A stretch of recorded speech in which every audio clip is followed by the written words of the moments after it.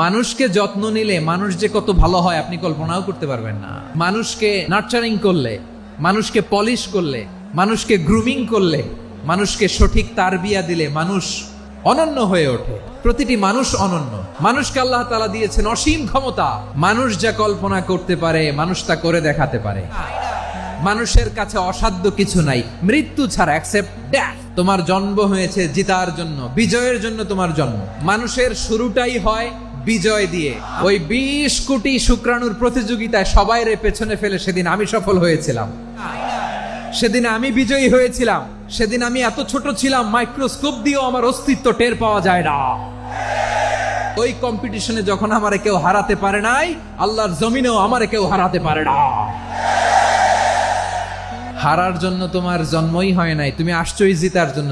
একটা কথা জীবনের সাথে সেট করে নিতে হবে, আমি জিতি নয় শিখি, আমি কখনো হারি না। মা বাবা যারা এসেছেন আপনার ছেলে মেয়ের যত্ন নেন। আপনার ছেলের মধ্যে যে কি পটেনশিয়াল আপনি জানেন না। আমার যে মা বোনেরা আছেন, ছেলে মেয়েদেরকে কখনো ছোট করে কথা বলবেন না। ও যে কোথায় যাবে আপনি জানেন না। আপনি মা হয়ে তাকে সাহস দিবেন, তার কল্পনার জগৎটাকে সাজাতে তাকে উৎসাহিত করবেন। ঠিক কিনা বলেন?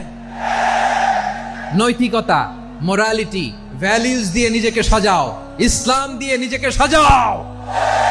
কারণ আগামীর বাংলাদেশ ইসলামের বাংলাদেশ।